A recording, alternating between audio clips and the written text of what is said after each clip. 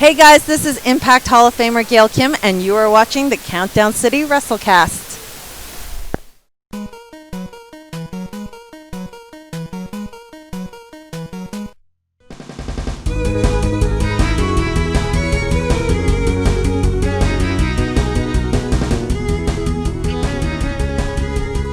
What's up, heels and baby faces? Welcome to another episode of the Countdown City WrestleCast. We're finally recording this week. It's been crazy weather here in San Antonio with storms and power outages and everything else in between. So we're finally getting this down on camera. Finally. I'm your host, JC. Joining me via Skype is Mike. What's up? I'm Mike. And dear God, it's still 2020. And Tommy. I'm Tommy, and Jesus Christ almighty, it's somehow still 2020. It's been 2020 for 5 years now. Oh my God. You know, before the end of the show, we need to vote on what's going to be the new horror for June. Anybody got Godzilla, Jesus. Chupacabras? Huh? I got Galactus. Let's just end this thing, though. Let's just get this over with. Maybe Darkseid, right? Galactus or Darkseid don't appear in June. I'm just like, okay, fine. August, that's when they're getting here. I don't think Darkseid's appearing until 2021, I heard. Yeah, pretty much. You might as well. Finally bring the Snyder Cut. Or Mark Henry, one or the other. Yeah, either way. We've all managed to pull ourselves away from HBO Max and all the other discussion as well to talk wrestling, and all the storms and stuff. I thought all the April showers were supposed to be in April, but I guess Texas missed the memo. But finally, delayed because of COVID too. So. That maybe. So the storms were practicing social distancing until now. So that the weather's been drunk because it doesn't deal with our crap all the time. So. For us, you can follow our Twitter account at CCG_WrestleCast and subscribe to our Countdown City YouTube channel. Join the conversation. Let us know, because today we are recapping AEW Double or Nothing. Dare I say, one of the best pay-per-views of the year. And it was a really good show. We're going to be discussing also the season finale of Dark Side of the Ring, the final days of Owen Hart. I think when this season was announced, this episode was very much anticipated, just as much as the Chris Benoit two-parter that opened the season. So we're going to have a discussion about that and, just talk wrestling for the week. We're getting into the summertime. Mike's school's almost, well, it's weird because school's apparently almost for over. Everybody else. It's funny to say school's almost over when really you guys have been at home since spring break. So, it's just weird, Yeah, but even then, everyone, we're recording this now on a Thursday. Yeah. I see all these people posting last day of school. It's so sad. And I'm like, yeah, we still got it. We have to go until next week, whatever that means. Yeah. Trying to get these kids to turn in stuff. So all this changes everything. So, although I would love to hear the horror stories where a student shows up the day before the last day, sends an email, "Hey, what can I do to pass?" it's going to happen. I'm sure. Yeah. I'm sure. There's absolutely no chance of that not happening. There's always some person they've never been able to get a hold of. Anyway, let's get into AEW Double or Nothing. Things you enjoyed, things you didn't like. Guys, what did you... This is going to be hard because there wasn't a whole lot to hate about this show. I'll be honest with you. Yeah, there really wasn't. I'll tell you one thing I don't like. What's that? It's really difficult to make our picks when they give us actual surprises. And if I would have known that people show up in a ladder match, I would have changed things. Let's talk about that ladder match. The first match of the main card, the casino ladder match. They did swerve us with. Oh my God! I was legitimately shocked. Of course, he's talking about Brian Cage debuting in AEW. I did not see that coming, and man, I'll say this: AEW does a great job surprising us when people are making debuts, because I didn't realize that Brian Cage's contract was up in Impact. I thought he was still around. So here's the thing. I knew that, but when his contract was up, he was injured, so he couldn't go anywhere. Right. And he said that. But he never said where he was going in the first place. Mm-hmm. So everyone thought that he resigned. Yeah. Because especially since he'd been so silent lately. Which is smart. And I don't think anyone even knew he was back on the active list. I think everyone thought he was still injured, like I did. Mm-hmm. So when I was like, question. Yeah. You're okay now? Oh, okay. I did like how everyone threw stuff on top of him to keep him from getting Dude, I feel like this whole COVID-19 thing has really made secrecy a lot easier in the wrestling world. I'll say that much, Sure. So not the whole lot leaks. What do y'all think of Taz being in his corner, though? I love that. Yeah. I'm a Taz nerd though, so Yeah, I mean it's pretty cool. Like AEW is definitely going in on like, no, managers are cool. It's okay to have them. Mm-hmm. They can be useful, which hasn't really been in WWE except for Heyman. Yeah. And he won't even call himself a manager, so just an advocate, as he says. Yeah. My personal favorite part of the whole ladder match, though, was Orange Cassidy. Making his entrance, going to the commentary, saying, "How do I win this? You have to climb the ladder." Oh God! I like that Excalibur said he said Tony explained this to you 300 times. Yeah, and he stands in there just he's just when he stood on the ladder and just said, yes. Which he has a level of lazy that I aspire to. I respect that level of lazy. and I also got to give it to him too in the weeks leading up to this. Mm-hmm. And it's unfortunate that the show right before Ray Phoenix got injured. Yeah. But there was like a couple of weeks ago where Ray Phoenix came with like a video game jump kick to the face. I don't know if y'all ever saw that. Cassidy, it just took him out, and I was like, oh. Then like the next week he tries it again. And Cassidy just takes one step back, and Phoenix goes flying by him, and then he looks all like, "Oh, I missed." And I just had to throw that in because I saw that before. That was hilarious. Wow! If anybody ever thought this whole lazy gimmick would only get over on the Indies, man, he's making it huge. It's awesome. I told my wife, I was like, Orange Cassidy's going to wrestle till he's 80 with this gimmick. Yes. Because half of his matches he doesn't do anything. No. So he's going to be wrestling till he's 80 years old. He's going to be the sloth Minoru Suzuki. Like, Minoru Suzuki's like, 200 years old and still kicks ass? He's going to be like that, except he's going to just do nothing. And literally nothing will change from his old And he's arguably one of the more athletic guys in the whole roster. He really is. Who can do a kip up or a suicide dive with their hands in their pockets? I mean, will he still be freshly squeezed at 80? Yeah. The funny part is actually arguing this point with people when they don't know. It's like on like a Facebook or everything. I have to argue. I was like, no. Before he actually was wrestling, before that match with Pac, people who had never seen him before, I'm like, no, I'm serious. He can wrestle. Yeah. And I'm like, you guys just gotta wait. You gotta be patient. They're slow burning this. When he wrestles, it's gonna be great. Shout out to our good friend Becca. She is playing Animal Crossing as well. Visited my town, and she has an Orange Cassidy cosplay for her character. It's freaking spot on. And nice. I have the wrestling ring set up in my town, so she put this costume on and just jumped in there. It was pretty hilarious. So. Is it the laziest character ever? Pretty much. I mean, it's got the sunglasses, the outfit. I mean, it's just perfect. So it's freaking hilarious. That's awesome. All right. Nice. What else did you guys enjoy from the show? Because I said this when we previewed it, and this match I think stole the show for me, was MJF versus Jungle Boy. We all took MJF there, but dude, I had a feeling that was going to be a show stealer. It really was. It was better than I thought it was going to be. I'll definitely agree with that. Because it's like MJF just works my nerves so bad. Anyway, but that's his job.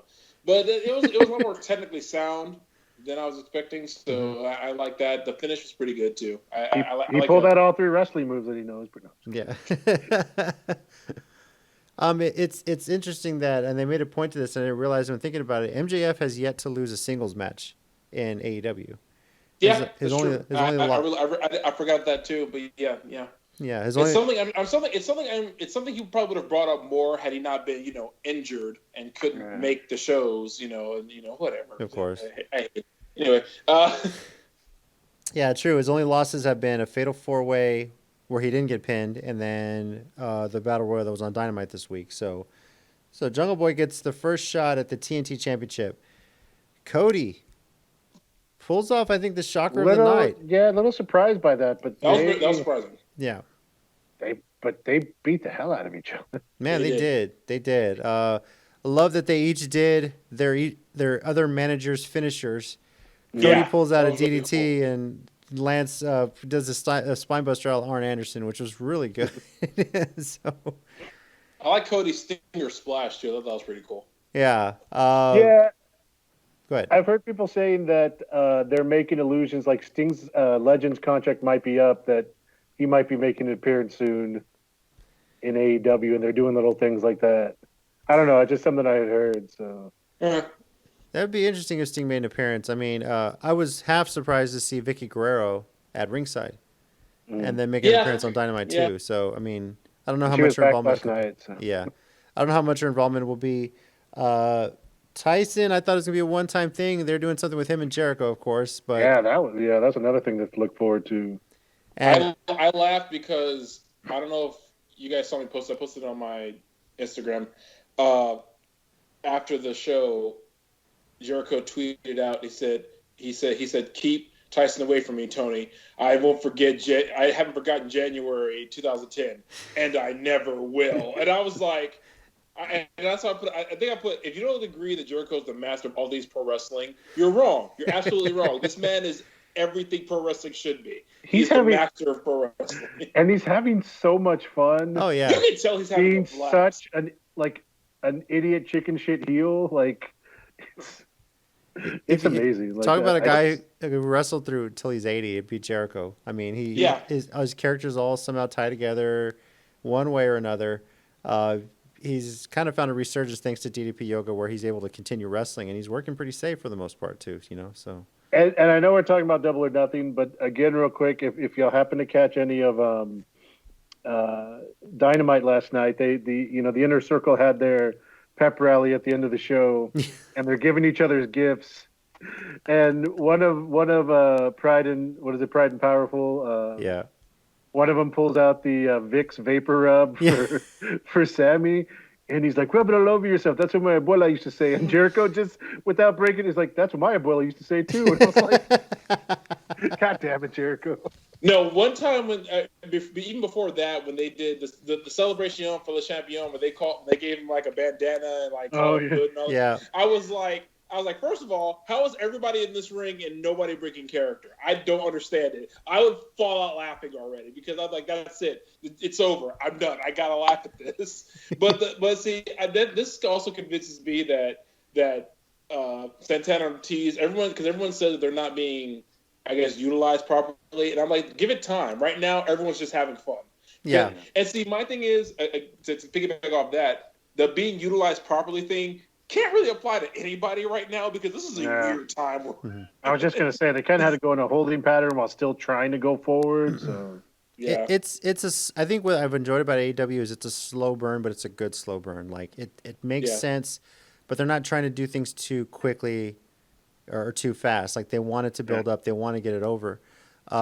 Even last night with FTR debuting on Dynamite, it wasn't just straight out, we're going to go right after the Young Bucks. They kind of set it up and teased it. Like, it's coming, but how long are they going to make you wait? That awkward backup was just like everything. I was like, oh, snap, this is good. This is real. Yeah. And then I'm sorry, that just made me think, I know we're getting off a little bit on AEW stuff, but Chucky, I think it was Chuck Taylor tweeted, he's like, man, I'm going to drive my car up to the barricade and see if I can jump in, because that's become the new thing with the setup. That sounds right. That sounds like something. That's pretty funny. Yeah. Tommy, how happy are you with Hikaru Shida beating Nyla Rose? Oh man, I'm so glad you brought it up because I was about to. Oh. You got that 1, 2, 3. I was like, yes. You can tell. Oh man, I'm so thrilled. You can tell there's a lot of emotion with this victory, especially with the recent passing of Hana Kimura, which they brought up during the match. A lot of those wrestlers who come from Japan were very close with her, knew her, and her mother, I believe, too. If I'm not mistaken, there's a lot of history there. So Kyoko Kimura, even. You know what's funny is a lot of people here in Texas knew her. Mm-hmm. Christy James and Alex Gracia both posted stories about her because they were actually in Stardom, and actually the matches are on YouTube. I found them, and they actually met her like a couple years ago, got to know her and everything, and hung out with her. They shared stories and everything. So that was cool. That not even withstanding, I think it was just about time because clearly, you had. She has one of the most over talents they have. Yeah. And, and no disrespect to Nyla Rose. She is a great beast champion. Nothing wrong with that. It was a great David and Goliath story. I'm glad it was no DQ and no count out. That made it a lot more fun. So I enjoyed that. I got no complaints. She won. I'm good. A lot of people online, I think it was Deonna Purrazzo signed with Impact recently, and a lot of people are wondering, did AEW miss out? Like, why is the women's division so bad? And I think we've talked about this before. I don't think the division's bad. I think what they're trying to do is build up some new stars, Everyone's expecting them to just sign some big names on the women, but I think the vision they have is building up new stars, which I think I appreciate. Not to say Impact isn't doing that either, but they're using some more established American names, like people have some familiarity here with them. Right. Whereas AEW is really going for, we have these names here. Maybe you know them, maybe you don't. Either way, you're going to know them by the time we're done with them. Yeah. So we saw that with Riho, who actually has been wrestling since she was 9 years old, which is crazy. So, but yeah, Hikaru Shida, it made the most sense. I would have been shocked if she lost considering the win streak she was on, the run that she's been on. It's something here where she's going to hold the title for a while, barring any sort of injury. Yeah. And if she ever does lose, it's got to be huge because, this, I know I'm not saying it's going to be like a long, obviously it's not an undefeated streak. She has a loss in AEW, but what I've enjoyed with wins and losses mattering is it makes sense. It actually builds a storyline. It's easier to make these things make sense. Whereas in WWE, wins and losses only matter if somebody's on an undefeated streak, Asuka, or has been undefeated at WrestleMania for so many years, Undertaker. That's the only time it really only counts. So, I mean, that's something. What's really hurting AEW's women's division? What's that? They don't have a Stephanie McMahon that invented wrestling. so I should have known he was going to say. I thought he was so serious. I thought he was about to say something for real, and then he said, "I should have known." I mean, how are they going to have a women's revolution if they don't have the woman who invented wrestling? I don't know. I thought he was so serious. I thought he was actually going to say something. Why do you think I'm not serious? Here I thought we were going to have one show where her name didn't come up because I figured Mike's not going to bring her up. No way. What can I say? All right.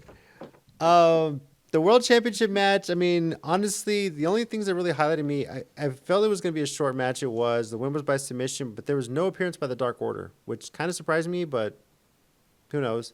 I thought about that, and I think one thing I thought that occurred to me is like maybe it's one of those cases where like I want to do it by myself, kind of thing, like, or I can beat him. I'm the true champion. I can beat him. I don't need help. I'm the exalted one. And and he technically didn't submit, so it's probably going to be something they'll build up later. Well, I didn't lose. I didn't tap out, blah, blah, blah, blah. So, whatever. Yeah. Hasn't the other problem been that Evil Uno and the two main guys that were getting things started before Brody Lee showed up, aren't they stuck in Canada right now?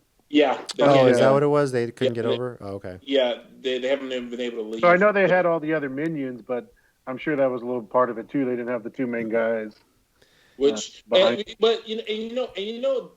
is why I like factions, because even though they can't be there for a legitimate reason, there's not knocking it at all. They can't come up because they can't. But it's like, this is why factions are good, because even though they're not there, the Dark Order is still around. And when they come back, like I said, like we've been saying for everybody, even when they come back, it's not like they lost a step or anything. Like, they couldn't be there. It's not their fault. Yeah. It's going to be interesting, though, when Brody gets another shot. If he gets another shot, is it going to be against Moxley or is it going to be against Brian Cage? Because Cage winning the ladder match early in the night, he gets a title shot. And it's already been set, him versus Moxley at Fyter Fest, even though we don't know a date or location. Last year, Fyter Fest was the last weekend of June. It kind of coincided with the CEO tournament that was going on, which has been canceled, obviously. But I wonder if they're going to keep it at the end of June, if they're going to do it a post-4th of July thing. But they're going forward with Fyter Fest. The only matches they've announced so far have been Moxley versus Cage and Page and Omega versus the Best Friends, I believe. Yeah. I think they won the number one contender, yeah. Yeah, they won that. They're best friends. But then again, Page and Omega have to defend the titles next week against Havoc and Sabian, Kip Sabian. So we'll see. Either way, though, do you think Cage has a good chance to beat Moxley for the title. I do. I think he has a good chance, but they also, you got to be careful because if you keep bringing big names in, I know it makes Moxley look stronger, but then those guys like Brody Lee now, I know he has the Dark Order, but now you kind of have to make sure he keeps going with something, to keep him kind of hot. And the same thing I could see Cage winning, but also I could see them using it to keep building Moxley. So, you just got to kind of be careful which way you go. Yeah. Yeah. A part of me wouldn't be surprised if Cage won if they build it right, especially with him having a guy in his corner like Taz, who's a good mouthpiece. And I don't think Moxley would take a lot of. It would take a lot out of him if he lost to Cage, So I think it depends on the match, obviously, but yeah, I think you're right. Losing the Cage ain't a bad way to go out. Yeah. And what is arguably one of the best cinematic, even though looked like it was filmed live, cinematic matches of the year. Yes, I'm comparing this to Firefly Funhouse. I'm comparing this to Boneyard. I'm comparing this to what else do we get? Money in the Bank. Money in the Bank. Stadium Stampede. I said they're going to fight all over the stadium. I was hoping they would go everywhere, and my God, they did. As a Titans fan, I don't like the Jags, but the cheerleaders look great. Seeing Jackson get super kicked, the mascot, was funny as hell. And I love that they fought to the swimming pool, and they used that to get the different versions of Matt Hardy. And I immediately thought of Mike because you love the whole Matt Hardy thing. So, that was so Matt funny. Hardy underwater doing this stuff. That was so funny. I had a replay. I paused it. Got my wife and made her watch that. I was like, okay. And the Matt back pop up. And they were reading it, and they're like, yeah, Matt died. He can hold his breath for how long, Didn't Santana say how many seconds has it been? Yeah. First off, props to the Inner Circle coming out as a team with their own football jerseys as well and numbers. I thought that was really good. I love the whole NFL entrance thing. I've mentioned so many times my disdain for Sammy Guevara, and I think he's still pretty hated in Texas. But poor guy got the shit beat out of him in this match all over, man. From getting chased by a horse to getting... oh, my gosh. That horse thing, I laughed for 2 minutes because I kept saying, he's on a horse. Why is he on a horse? I laughed for 2 minutes about it. I was like, why is this? Okay, whatever. Oh, God. Then Jericho challenging the call. Oh, that was great. With Aubrey, of all people. Yes. Throwing the challenge. Going into the replay booth with her.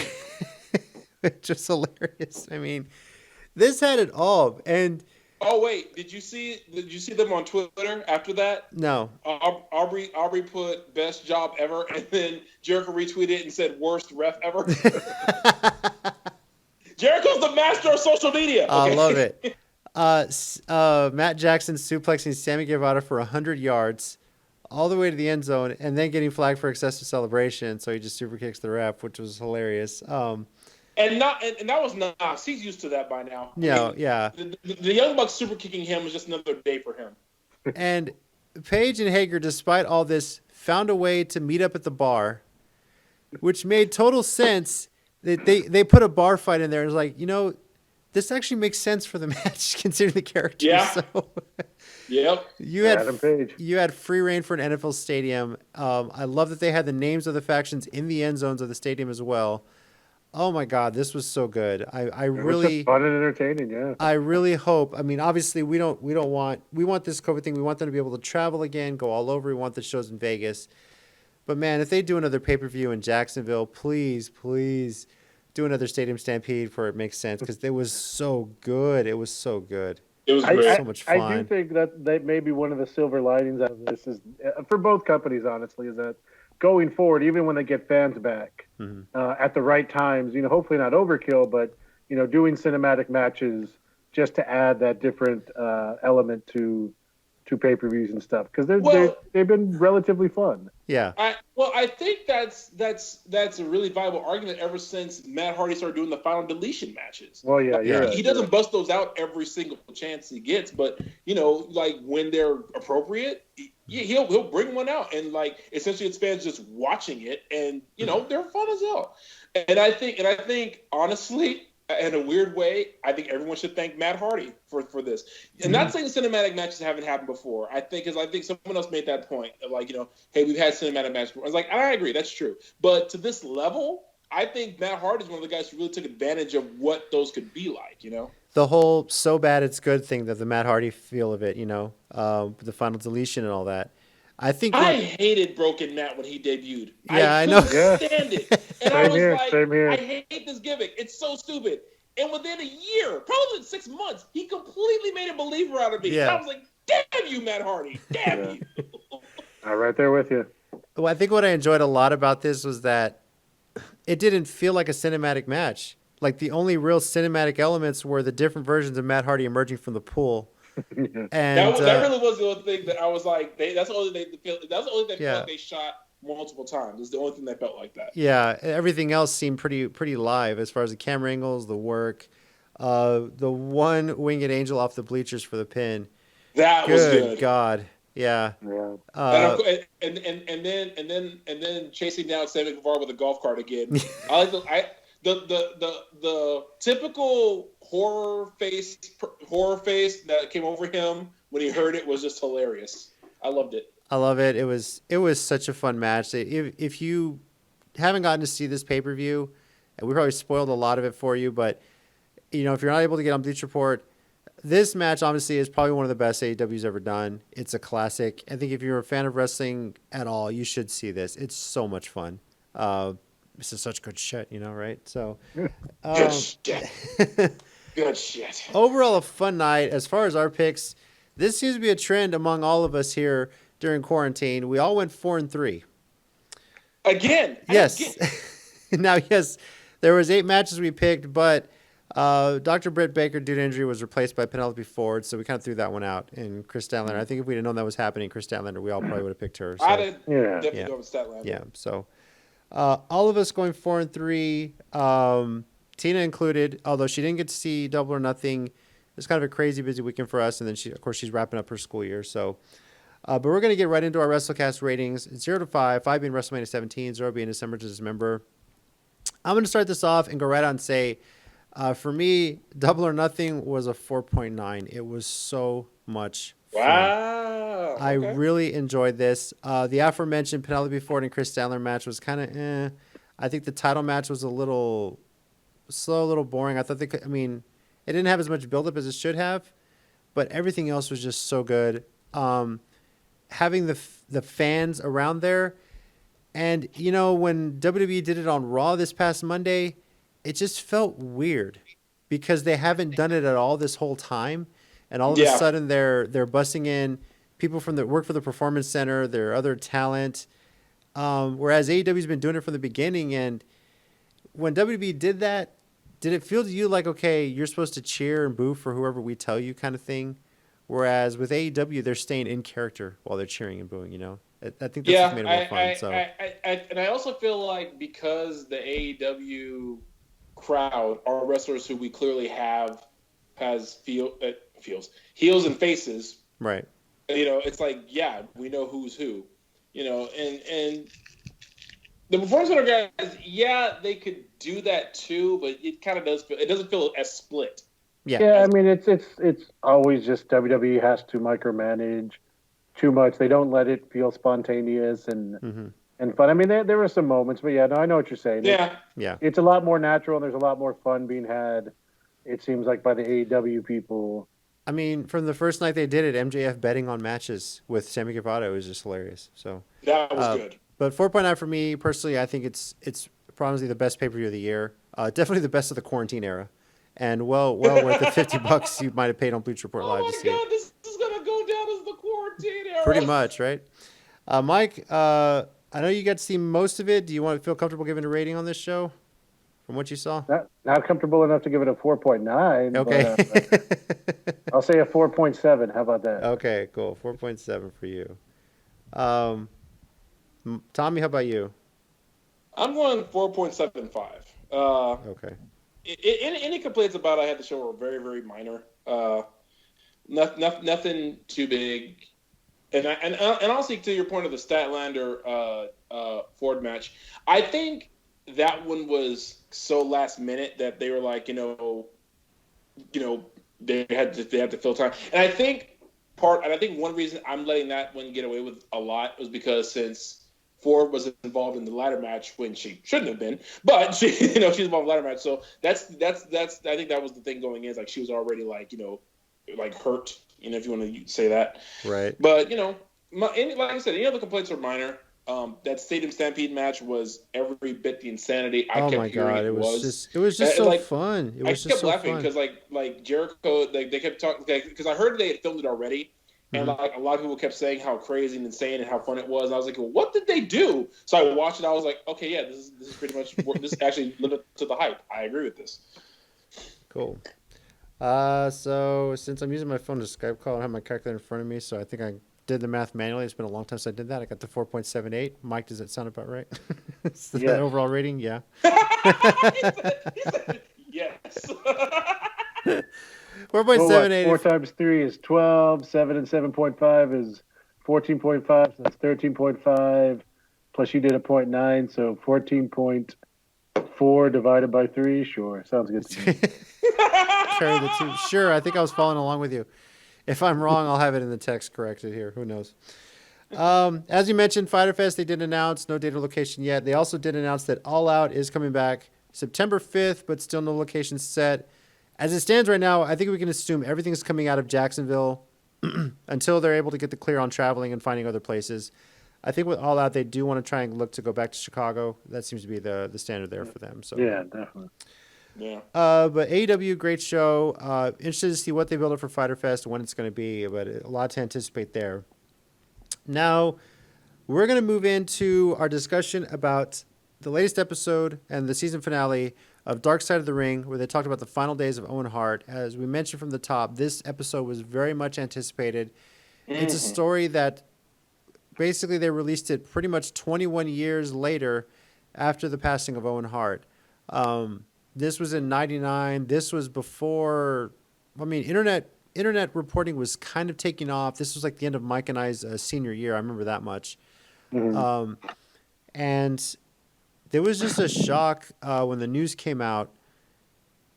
And I didn't see the pay-per-view because trying to convince my parents to spend any money on wrestling was difficult at the time.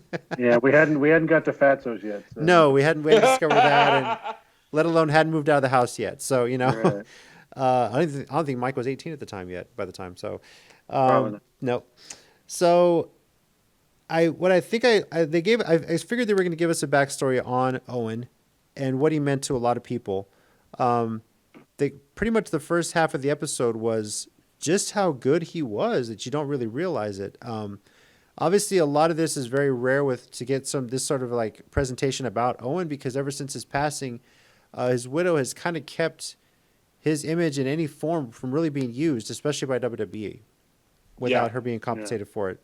But I will start with you guys. What are your initial thoughts, at least going in? What did you expect to learn from this documentary before you started watching it?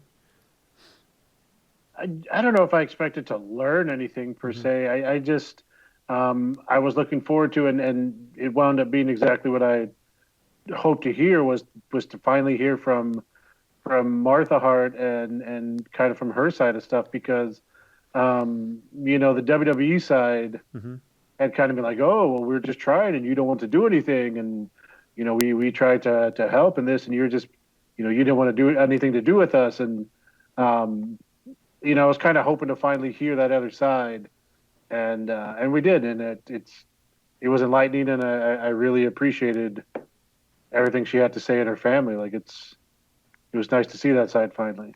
Okay. Tommy, anything for you? Learn anything different. Maybe just, I don't know, maybe more along, maybe just like, if they, I didn't. One thing I did learn that I guess I want to know is maybe kind of how the accident happened. Like what were like the pieces. I never knew like all the details of it. Like, so that's one thing I did learn that was like, oh wow, okay, that was stupid and that sucks. And that really does suck for her. And that's horrible that was a thing. And when she showed like the D-Link that was supposed to hold him. That was the thing that surprised me the most, is that she still had the evidence there, and then that somehow didn't surprise me. Actually, that she still had that. They showed the clip in the episode, and I was like, "Are you kidding me? This is what you used to hold up a 200, whatever Owen weighed. Probably 220, 230, probably. Yeah, you used this little clip to hold him up when the carabiner that you had used before. I know you wanted a quick release, but I mean, Sting did it with like basically rappelling like rock climbing. You could have done that. Yeah, but I was going to say, if you think back to all the times with Sting, he had those huge, he had to like unhook that big thing from the back of his apparatus. Like it took him a while. And apparently, like they said in the thing, like, they wanted it to be quicker. They didn't want to look like he had the thing on. That you just can't do that with that big of a. But sailboats? I mean, God, yeah. And I think that was. Seeing the police photos, the evidence photos, all the shots they took, the view from the very top of the ceiling, God, the blood in the ring was just unbelievable. And I got to give a lot of props to her because, okay, there's a few things that pissed me off the most about this story. One, they told a worldwide audience that Owen had passed before they even told his wife. Yeah. And, it's okay. I get it. We know there's an accident. You're on live TV. And I know you guys went on with the show. We'll discuss that later, them going on with the show. But you didn't have to give an update on his condition without telling his wife first. Because what if she had been watching and she finds out my husband's dead on TV there, like no one's called me yet. Like Vince had to call her, I guess later after the show was over for all we know, and tell her. I think that I know that annoyed me. It really pissed off Tina. Tina didn't know the whole story. We were watching this. She didn't know the whole story about Owen. She knew of him. She knew he died. She didn't know the whole story about how he died. But so she learned a lot of this stuff new from watching this. And she was like, "You kidding me? They told everyone before they even told his wife." But getting back to Martha, I don't know how I would react. I mean, my kids are 6 and 3 right now. And if I all of a sudden had to figure it out, I got to go it alone. My initial thought is, what the fuck am I going to do? Yeah, pretty much. For her to have that strength to tell is what's going on. And she went straight to Kansas City with the kids. They all went to see what happened. And it's like, wow, it's almost surreal. Yeah. Mm-hmm. No, I agree. Like it's like I said, seeing her finally hearing her side, and then actually seeing what she went through. Like you said, kind of the decision she made to finally just like I can fall apart, or I can do something about this, and she did something about it, and went and like you said, went to Kansas City, went up there, which it appeared like she took the kids. That's what they showed. I'm not judging. I'm just saying that's pretty crazy, but. She wanted him to see what he had gone through and where it was. Yeah. Yeah. And his son, Oj, who was 7 at the time, we even got to talk about it. He still remembered doing that. So, I mean, but I think that was, in a way, I guess, a form of letting go or closure for them, Yeah, How probably. did it happen? Oh, God, what else was I going to say? God, there's so much they presented in this episode. There were some little things, I don't know about your thinking, like I didn't realize, and apparently, because I didn't watch pay-per-view like we'd said, apparently when it happened, Lawler got up from the announcement to go try and assist in the situation, because they showed that footage, and it's like he's coming back to the desk, and JR's talking, and even in the one thing with Vice, I don't understand the point of the reenactments type stuff they do, but they kind of show that too. Like King got up from the desk to go to the corner and see what he could assist or help in any way. It's an old like a History Channel type thing, a little bit of mini reenactment kind of thing. Yeah. So Jimmy Corderas, got him on the camera talking about it and thinking about that. He was that close for Owen landing on it. That's gotta be. That's chilling. That's chilling. And I had heard this story years ago, and he kind of reiterated it, and so did King and JR, about apparently as he was falling, Owen was like, "Watch out, watch out." Yeah, Jim Cornette said it. Because the ref was saying he was right there in the corner. Mm-hmm. So, and then that got Cornette pretty choked up. I know I'll shit on Cornette every other time for some of the stupid shit he says, but you mentioned it too. I mean, for a guy that has so much knowledge, use it for stuff like this. Use it to be a positive thing. And for him to get choked up about it, about the guy knowing this is his last moments is concerned about everybody else. And they showed a lot of that in this documentary. For Owen to, I guess, not be taking it as seriously as the rest of his brothers was a little bit surprising to me. Maybe because he was so good, and I was so young and didn't really understand. I was 18 at the time when this happened. This was kind of my youth. For Owen to be really just having that attitude of like, when we make enough money, I'm done with wrestling. Yeah. I think that surprised me, thinking like, what if this hadn't happened? How much longer would Owen have wrestled before he decided to call it a career? Yeah. Well, Jericho brought it up. I was about to bring that talking about everyone who was about to enter the WWE right after he had passed. Yeah. The matches that they could have had with some of those people. And he didn't say it, but Jericho's on that list of names too, because later on there exactly. he would have shown up too. And can you imagine? But it's unbelievable that now one person that got roasted a lot on social media after this episode initially aired was Kevin Dunn. Yeah. Now we've heard some stories about him. A lot of people have said he's a complete asshole. He treats talent like shit, treats people like shit. But for JR to be asking, hey, well, we haven't got an update, what's going on? And Kevin Dunn says, Owens died and you're back on in 10. Now there was a little, maybe that was the way it was edited, but if that's really how it happened, is that, I mean, what do y'all think of Kevin Dunn from that? I mean, do you have any respect for the guy if he's that cold to just do that, It's a mixed bag because honestly, not really. I mean, and again, I mean, I feel like it's 2020. It's been this kind of bizarro year that I actually agree with Jim Cornette about something, but screw it. I'm going to agree with him about this. They really should have stopped the show.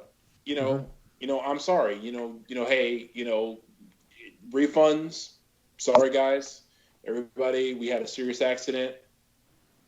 It doesn't look good. Refunds, here you go. Pay-per-view audience, here's your refund. Here we go. Everybody in the back, hey, we're stopping. Even if they didn't know for sure he was gone, it looked close enough to we're like, hey, we got to stop. Got to stop. It's time. Let's cut the. Have was Vince on camera at that point? Yeah, he was. So have Vince go out there and say, hey, we're stopping the show. Have everyone stop the show, and just cut it. It's one of those times where like, I get it. You got your contracts and everything like that, but you would have lost some money, but you would have kind of saved your humanity, if that makes any sense. Right. But now with hindsight being what it is, everyone's just like, Vince, Kevin Dunn, y'all look like some jackasses, And imagine, here's what I've always thought when it came to Owen Hart's death. Imagine what would have happened if Twitter and Facebook and all that were around when that happened.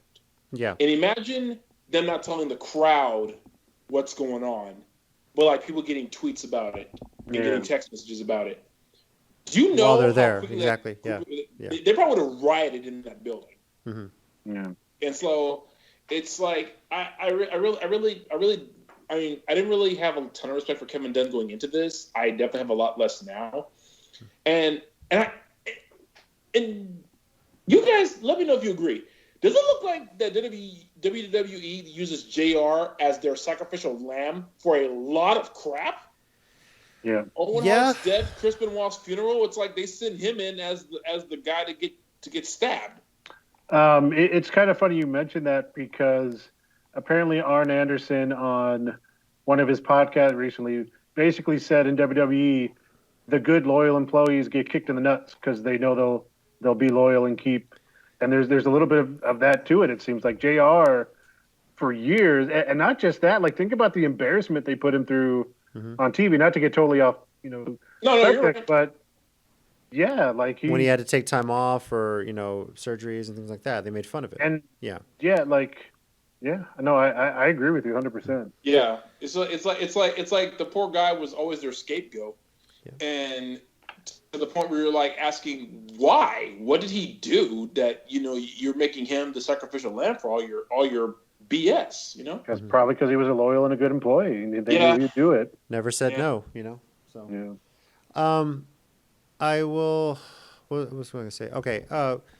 Obviously, they kept on with the show, and I've always thought. I'm in my head because I didn't really know this backstory about Owen. Maybe he would have said the show must go on or something, but knowing what it is now, I mean, they even showed it after the Montreal Screwjob, him going out and telling Brett, this is nothing. It's just wrestling. You'll go on. You'll make better things.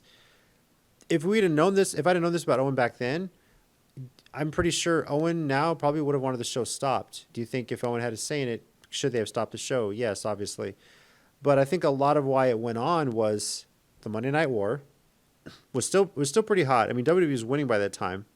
Yeah. And yeah, the whole pay-per-view thing, not wanting to give refunds, trying to find a way out of that sort of thing, So yeah. So money, yes. Money, obviously. Money talks in WWE. Yeah. We know that. I mean, why else did they release how many people this year, So something's never changed in that respect. Do you think... because they clearly couldn't afford it. Yeah. Oh wait. If they had... I'm sorry, go ahead.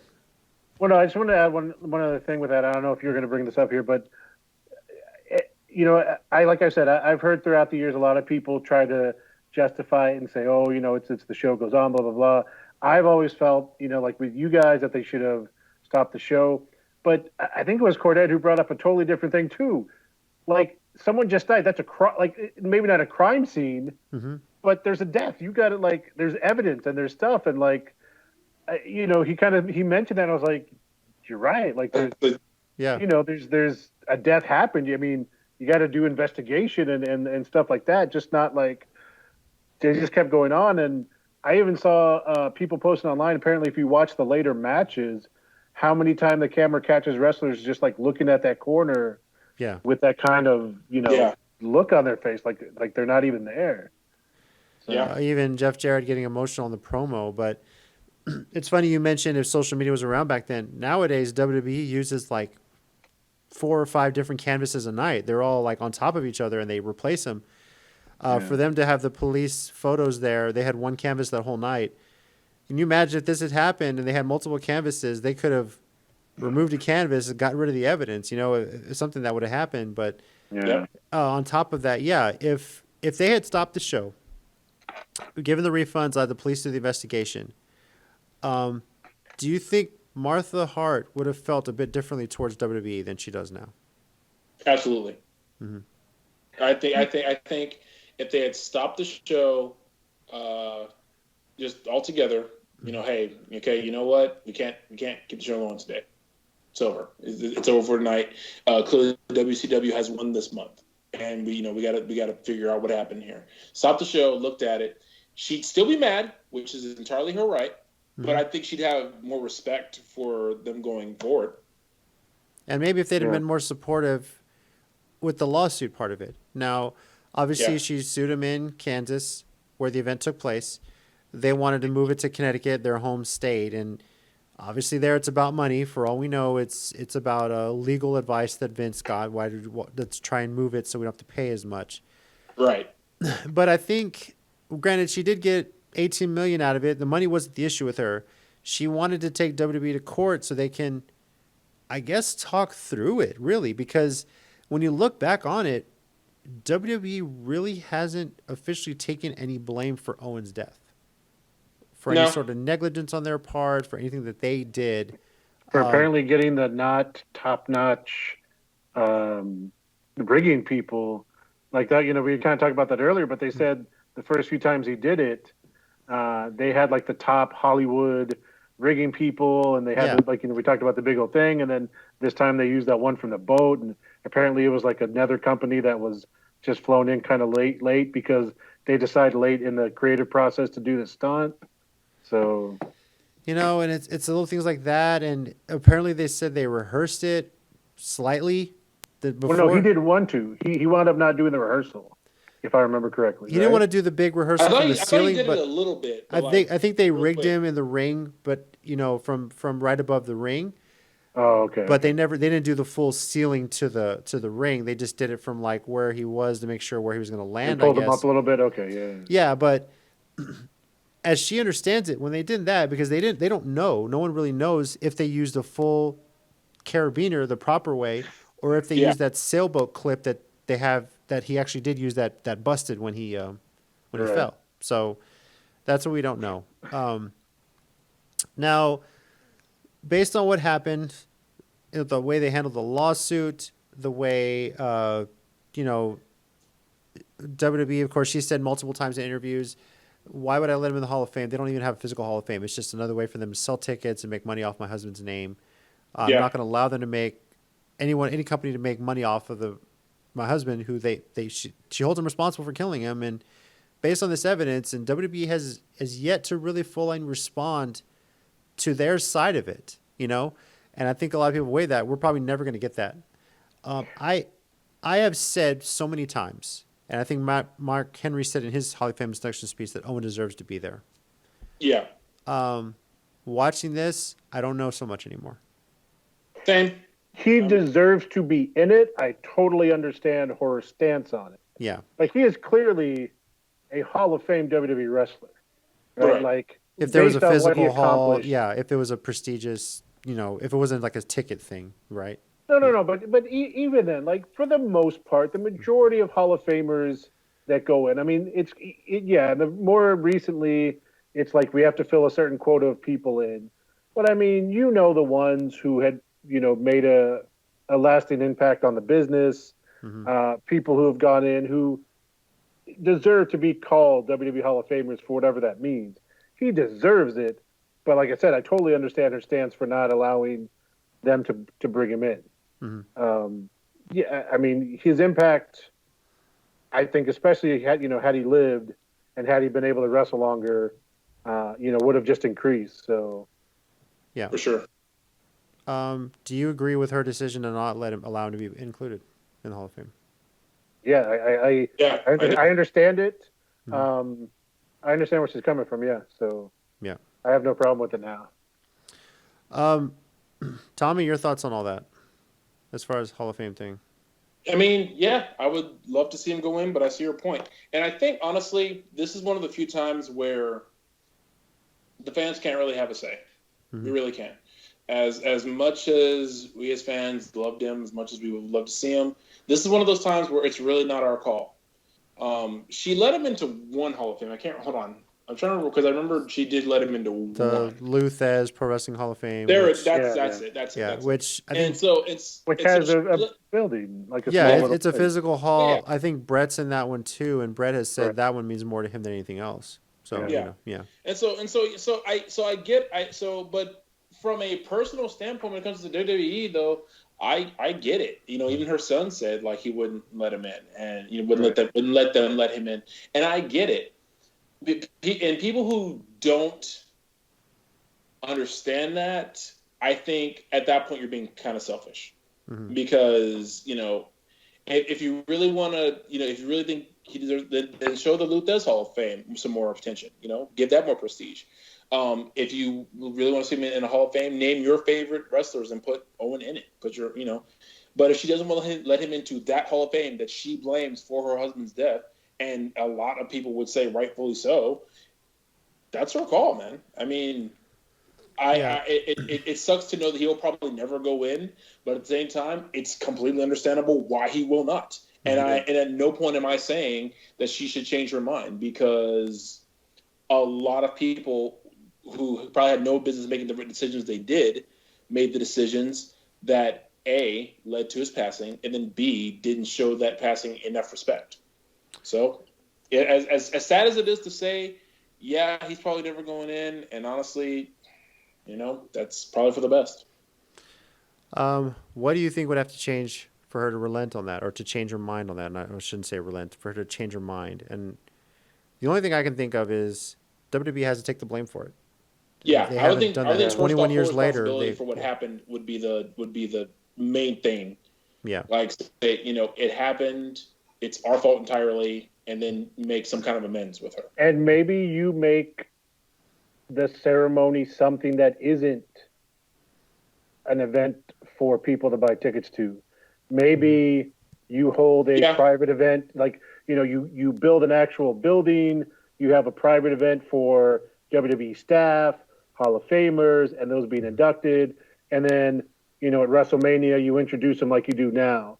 Yeah. Maybe where it's not an event where, everyone gets to buy tickets and it's a whole big event, because we've talked about that in and of itself, how so often the fans can kind of hijack it and it's supposed to be a serious thing, but they treat it like another show. Well, see, and another thing with me is like, the Rock and Roll Hall of Fame does have their show where people can come and attend when people get inducted, like they did with the year NWA went in, which is one of my favorite clips ever, because I loved how they respected both the Rock and Roll Hall of Fame and announced how they should be in there.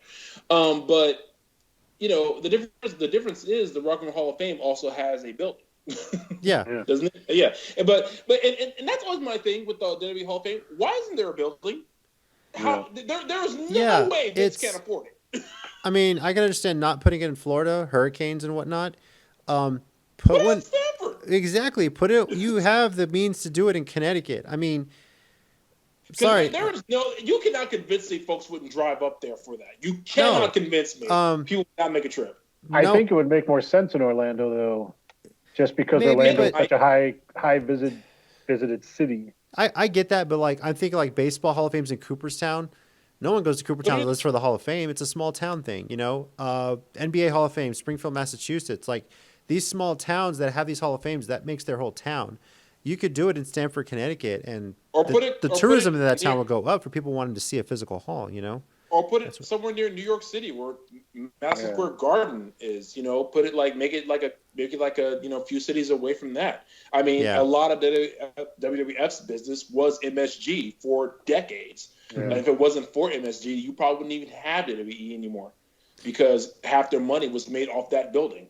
Yeah, having a physical Hall of Fame would mean a lot more, I think. And then you mentioned it, how they're trying to fill a quota. You don't need 10 people a year going to the Hall of Fame. I wish it would be about 3 years before they wrestle their last match, then you put them in the Hall of Fame, with some minor exceptions like Liger, for example. Something like that, some sort of established rules, not just they signed a contract to use our likeness, let's throw them in there, or you're stretching for a celebrity kind of thing. So but getting back to Owen, I agree, deserves to be in. I don't think it'll ever happen in our lifetime. I mean, Martha's very strong about him not going in, and I agree with her. My wife does too. Oj grew up, can remember his father, has seen the evidence, has understood everything his mom has gone through. He'll never let him in, because pretty much when Martha passes, the rights are going to pass to his son and obviously his kids. So obviously, I don't think it'll ever happen. And his daughter made it clear she just doesn't like wrestling at all. Maybe if Vince isn't at the helm, but at this point we feel like Vince is going to live forever, it seems like, because my God, the guy just never found the fountain of youth or something. He must have. Yeah, but something has to change, and I think for once WWE has to take some share of the blame, which is something they never do. No, they don't. They're never going to. They're never going to, but still, I think we can all talk about Owen, talking about him as a Hall of Fame wrestler, whether it's WWE or otherwise, because he is. Seeing that old footage of him and Stampede Wrestling was crazy. How athletic he was back then, too. Mm-hmm. One interesting thing about this episode, if you haven't seen it yet, this is entirely Martha's side of the story, which in 21 years we've never gotten, obviously. And WWE, for their credit, hasn't given that their side either. They've always held Owen in a light as far as how he was in the ring, and they don't have rights to use his likeness to do any sort of documentary on it. But they've never shared their thoughts on it. They never shared their part of the blame on it, what happened that night.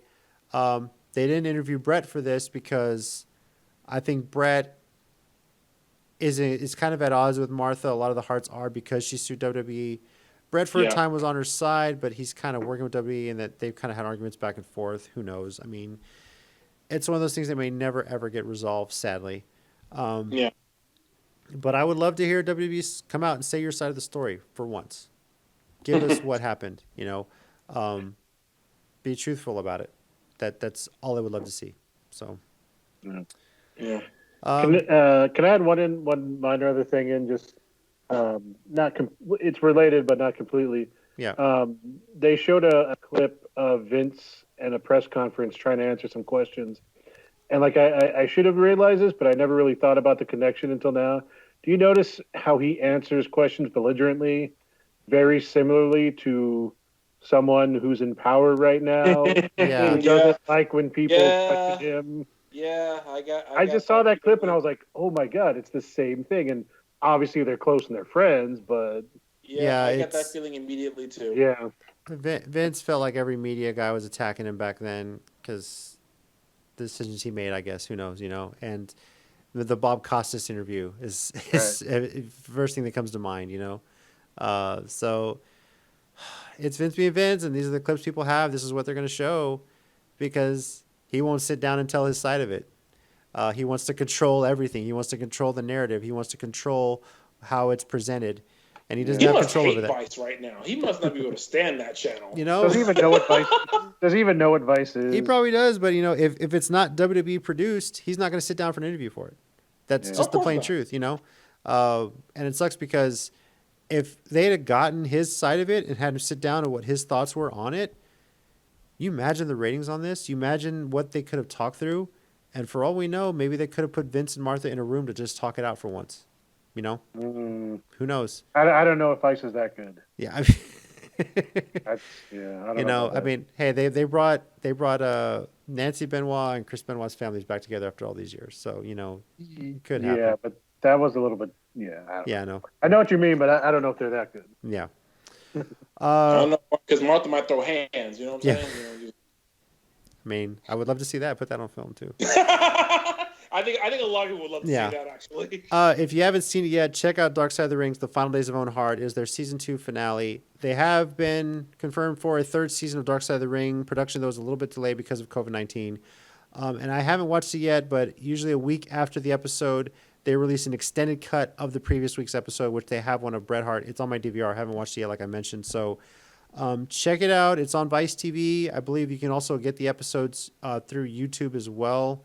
I think it's like a paid license to watch it on the YouTube on their YouTube channel. So definitely go check it out. Well worth the watch. And as a history major, I'm enjoying all these stories as well. So it's a new thing, and it's wrestling. It's pretty damn cool. And sadly, we had a couple of shocking deaths to mention in wrestling this week. Yep. The first one, after we recorded last week, Shad Gaspard, so sad, but so heroic.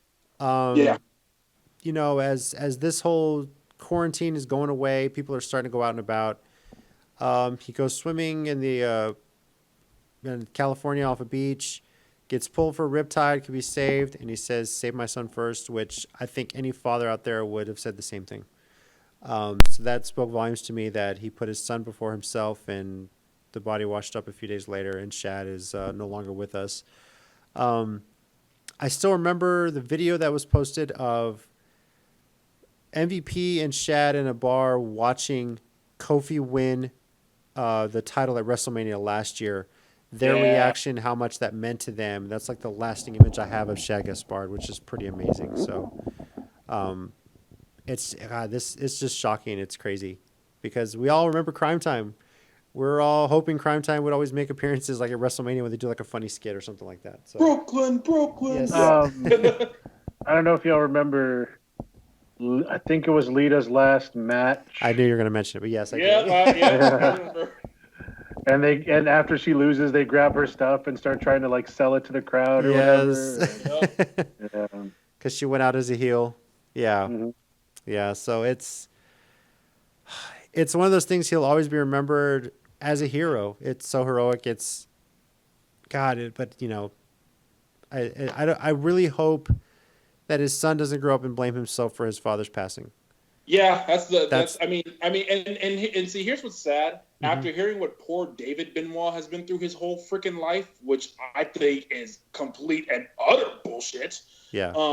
I'm worried that's going to happen to this poor kid. I was like, and I hope people are always around him to tell him, look, man, any dad would have done that for his kid. Mm-hmm. It is not your fault.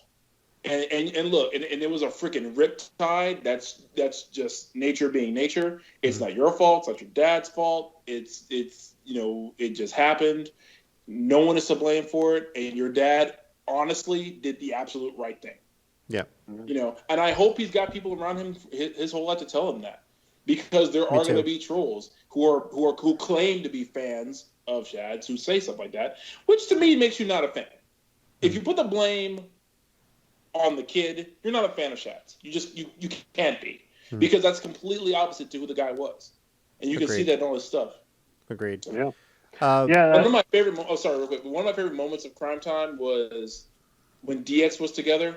It was Shawn and Triple H trying to get back into the building. Yes. And Crime Time had tickets, and Shawn Michaels in classic Shawn Michaels form said, "I speak jive." I died in my chair. He said, he looked at Triple H because they were talking, and Triple H said, "I don't understand what they're saying." And Shawn said, "Don't worry, I speak jive." I didn't even hear the rest of the promo. I didn't hear another word Shawn said after "I speak jive" because I died in my chair for like 20 seconds. Oh, it was my like, God. what did I just see? And then what did Triple H say at the end of it? For shizzle. For shizzle. Yeah. Or even when they were exchanging the money, like, I don't know you, man. Same time. The whole. Yeah. Go ahead, Mike. You were gonna say something? No, yeah, I was just gonna say, like, he seemed to be one of those guys that no one had a bad thing to say about. Everyone had nothing but positive stuff. Even some of the people he had done movies and done some stunt in Hollywood work with were coming out.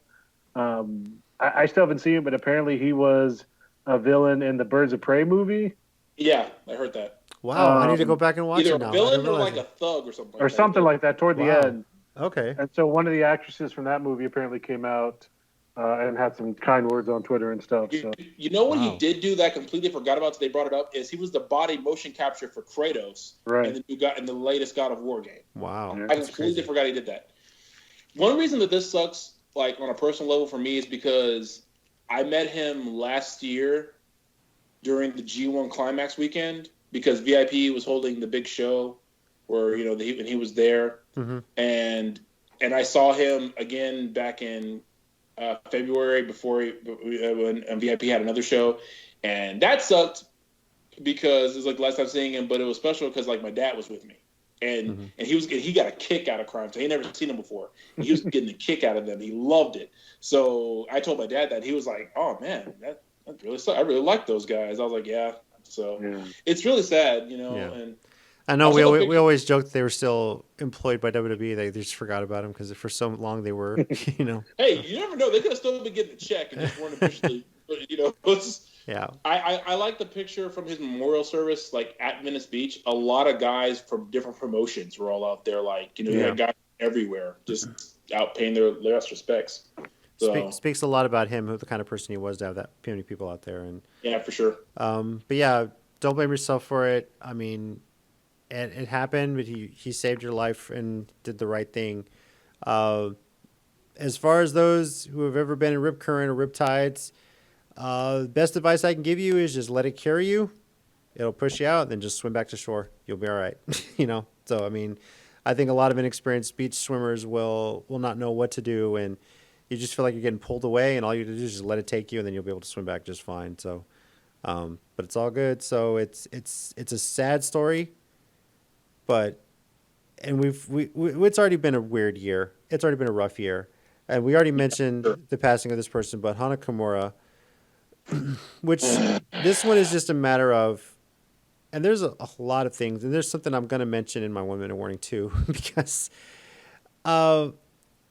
it's the reason Hana is no longer with us is a pretty messed up reason. Yeah.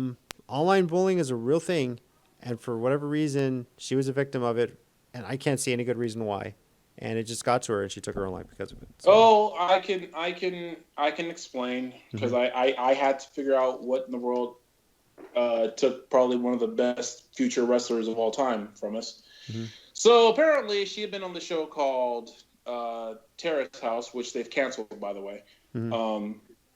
She did something. She got angry with someone else on the cast. I forget what for. Because I read it. The guy, she had done some laundry with some of her wrestling gear, and apparently one of her, like, from the Tokyo Dome show, like this gear she had worn there was in there, and this other dude came and just threw his laundry in and put it in the dryer, and it kind of messed up the gear. Oh, okay. Yeah, so apparently she got into his face after that and slapped him or something. Okay, so something on the reality show, but still, yeah. Okay. Yeah. Go ahead. And apparently the episode portrayed her like the bad person in the event. So. Okay. Yeah. And then I actually read, because actually I was reading this just a minute ago.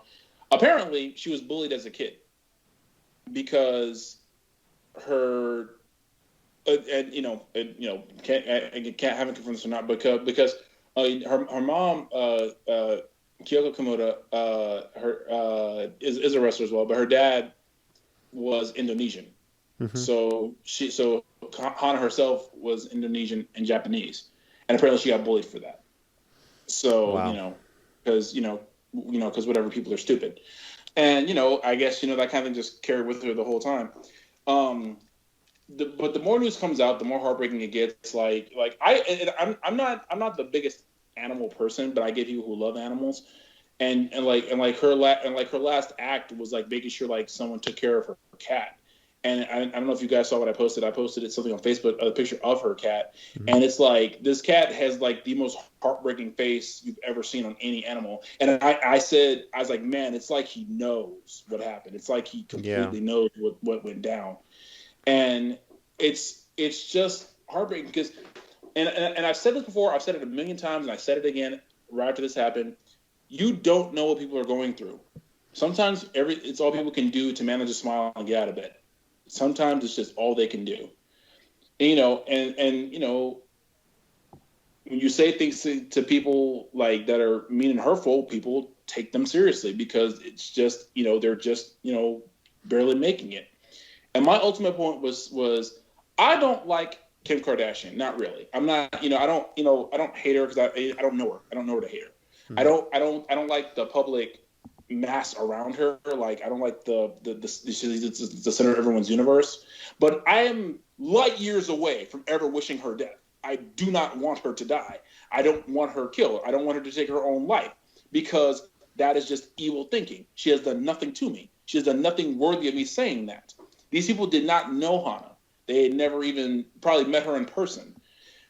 And they, taunted her, berated her, and did all the stuff to her, and to the point where she didn't see a way out. Meanwhile, the people who loved her, who cared for her, her mother included, and now her mom's post on Twitter a few days ago made me feel like utter crap, and I didn't even do anything, but it just broke my heart because she now her mom feels like she failed her, Mm-hmm. And it's like, that's heartbreaking. That's ridiculous because of other people. Now this poor woman doesn't have her child anymore. And that just breaks my heart, Yeah. She didn't do anything to deserve that, because and heck, her and Hana were even tag team champions together in Stardom. They even wrestled each other in Stardom. And now, because of stupid idiots, and this is one of the times I wish Jericho could just like destroy the entire, community of people who made fun of her. Just, this poor woman probably thinks it's all her fault now, when it's not. It's just like the same to me with Shad's son. It's not their fault, but they're gonna feel like it is. Yeah, as a parent, you feel like you couldn't protect your kid. Yeah, she's gonna feel like I failed my daughter, which I do not believe is the case at all. I need the online bullying needs to stop. I think Alexa Bliss shared a podcast where a guy basically went on there, and I don't know how old this clip was. It might be about a year old, but he mentioned something that he just didn't like the way Alexa Bliss wrestles. Feels like it's lazy, and he imagines that sex with her is probably the same where she just lays there and does nothing. And it's like, really? You could have very easily just said you didn't like the way she wrestles for one reason or another and just left it at that. But this guy hadn't been very apologetic about it. He said what he. That's a fear of mine. I mean, it's even worse. Many warning, but I might as well say it now. I think the one that really bothered me the most was Sonny's comments. I don't know if you guys have seen these. Yeah. I didn't see it. Sonny basically came out and so that's a weak thing because she says, I've done my share of bullying and I'm fine out of it. I'm coming out of it. I'm okay. And I'm thinking in my head, Sonny, this is a different time because social media wasn't around when you were in wrestling, and a lot harder. By the time you were getting bullied for things, you're older, you're more mature, you've accomplished things in your life. And it sucks for me to hear her say those words because some years back, thanks to Ray the Voice, Tina and I got invited to go to dinner with her at an Olive Garden, just completely at random. Like, hey, she's in town for a show. Do you want to come have dinner with us? And just getting to talk to her was really cool. She shared some stories. But it was really weird for me to hear her talk that way about suicide. I don't recall how Chris Candido passed away. Can you guys? Oh, yeah. Or go ahead, Tommy, if you know. Yeah, it was a heart attack. It was a heart attack. He had broken his leg. It wasn't it was like he broken his leg and he flew, and it was like the pressure or something, right? From flying. It caused like a blood. It caused a blood clot. Yeah. Okay. That's what it was. I couldn't remember if it was that, if it was a suicide, but like I've lost friends to suicide. Same. Robin Williams passed to suicide. And you never know what they're going through. You never know what it is. You never know. You're not in that position. You don't know their experience. So I've lost a little respect for Sonny to say that about somebody like that. It's a situation where you just don't speak ill of the dead. You don't know what she went through. You don't know what she's gone through in her life. And yeah, maybe you've dealt with your own share of bullying, but you're a little bit older and more understanding of things. And if this stuff had happened when you were her age, some of the bullying you might have gone through, maybe you might think differently about it. Yeah. Who knows if you're strong, so. And another thing is, it's like, it's different cultures, different times in history, different ways of growing up, Yeah. So Sonny grew up, in North America, how she dealt with it. Hana grew up in Japan. Who knows what she had to deal with as a kid, especially if she was bullied as a child for, being, half Japanese, half Indonesian, which I think is stupid, like most things like that. But, and also there's just the factor of people who have, who deal with depression, mental health issues, which are real things. Some people have it easier than others. Some people have it and it's not quite as heavy a diagnosis. Some people have it hardcore. Some people have a severe depression and they have to deal with it. But honestly, to me, that doesn't matter, because if you're gonna say someone should die because they got angry because they got angry because of an incident you saw all of one time, them getting angry. That was edited, by the way, heavily edited. That's reality TV, Yeah, and that's another thing. That's one reason why they can't. I think why they canceled Terrace House, or they're not going to show the episodes from the seasons, because they said it was a situation that of course with reality TV they admit that they flub some things up. They maybe tell some people to do this or do that. So now they kind of feel responsible for it, as they should. But it's like when people deal with this kind of stuff, some people have their limits. Some people can take it. Some people can find other outlets. But see, here's the thing: her other outlet, I think, to deal with this kind of stuff isn't happening right now. Yeah, pro wrestling. She can't probably go to the ring and wrestle against any members of Oedo Tai or Queen's Quest or Stars and get it out of her system. She can't tag with Jungle Kiona and Konami right now because everyone's on lockdown. So, and when you're alone with your thoughts like that, whether you're entirely mentally healthy or not, that can be dangerous. Yeah. And it to me, it entirely sucks that she felt like she was so unloved because of these few idiots, and that the rest, and that she felt like she was worth nothing. When so many other people, and you guys have seen it online, so many people have said the opposite. I've been following Kelly Klein's tweets, just like she's been on like a repeated Twitter thing about how much she loved working with her, getting to meet her, and how much Hana made her laugh. I forget who shared a video. Then they were backstage at ROH, and like Kagetsu and someone else from Oedo Tai were hiding in lockers, and Hana went over to open one of the lockers, and they popped out and scared her, and everybody fell out laughing. And they said that was the Hana we remember. We never really saw her like this, and like a lot of them like feel sad that they didn't know it was this bad for her, that they couldn't be there for her, and it's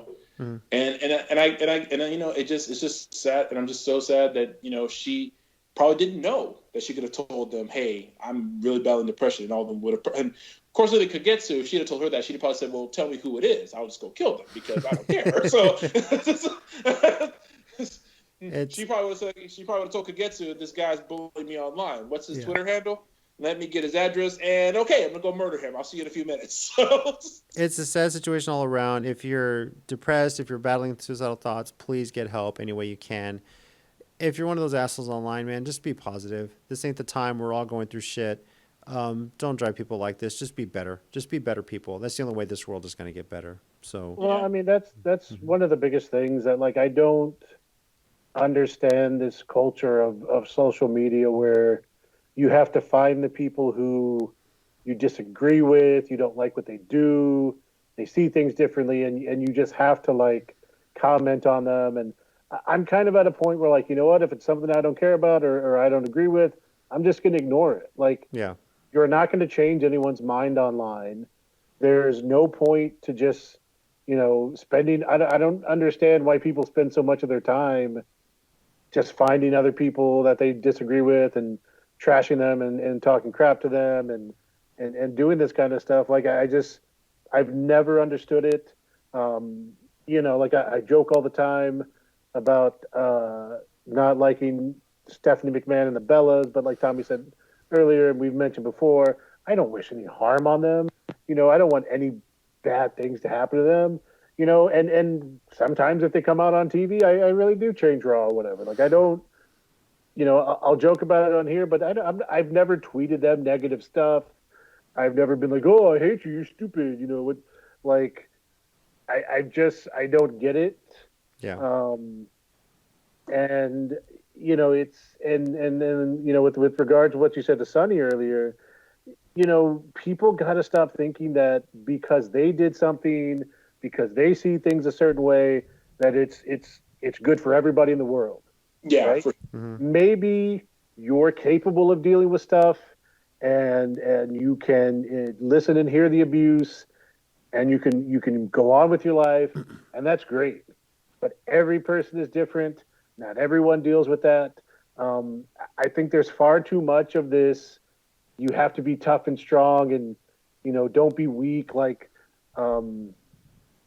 especially. I mean, I know this was a girl, but like especially for guys, like you're never allowed to show vulnerability. Right. There's just not one way that's going to work for everyone. So, I don't understand the need to like track people down online and tell them they're stupid. And I know there's a lot of wrestlers that will respond to the trolls just to be witty and retort, but honestly, like I would just block the majority of them. And I've never understood that lifestyle. Me neither. Yeah, some people can revel in it, and just deal with it back. That's not everybody, It's really not. It can hit people pretty bad. So yeah, and to me, it's like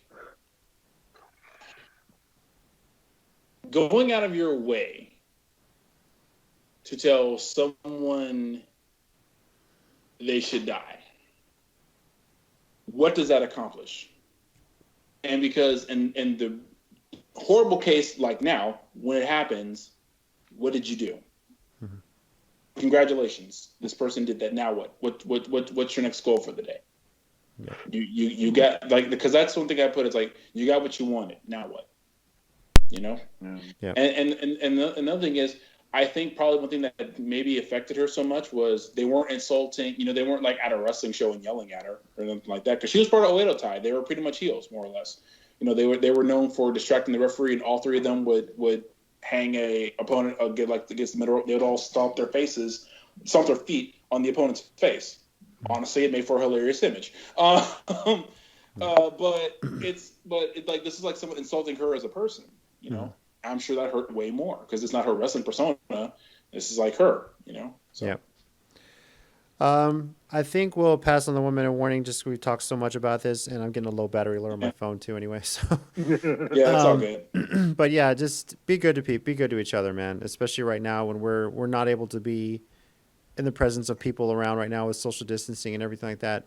Just be good to people, because oftentimes this is the way you interact with people is through online, through social media. So just be nice. Be fair. If you want to compete with somebody, get on a video game, maybe talk shit through the game, but don't be a bully, man. There's better ways to live your life than that. If you want to share your thoughts on Double or Nothing, on the final days of Owen Hart with Dark Side of the Ring, or your thoughts on the whole Hana Kimura and Shad Gaspard, if you have a fun story about them, let us know. Our Twitter's at CCG_WrestleCast, and you can subscribe to the Counter City Geeks YouTube channel. Next week, we're going to preview an NXT show, NXT TakeOver in your house.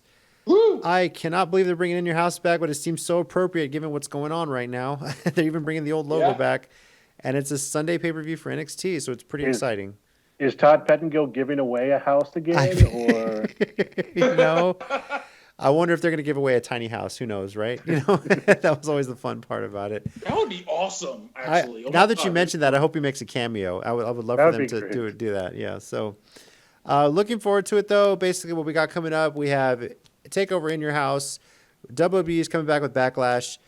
And then, depending on when Fyter Fest is with AEW, we'll get into that. And then we'll get a little break for a week because the Blooper Reel is less than a month away, everybody. Uh-oh. Yes. Oh, snap.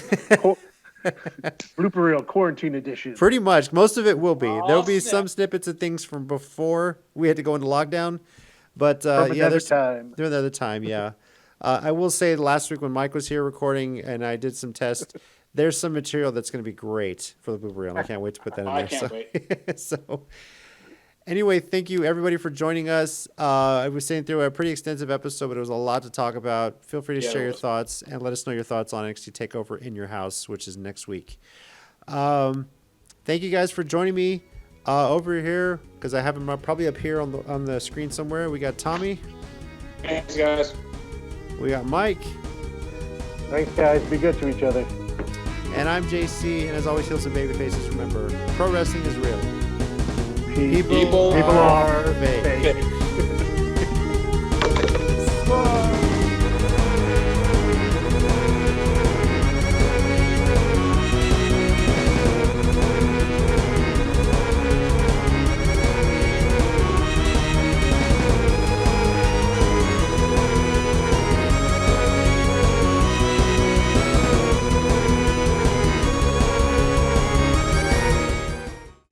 So if you want to subscribe to the channel, click right here. And if you want to watch more WrestleCast videos, I got 3 words for you. Click right here.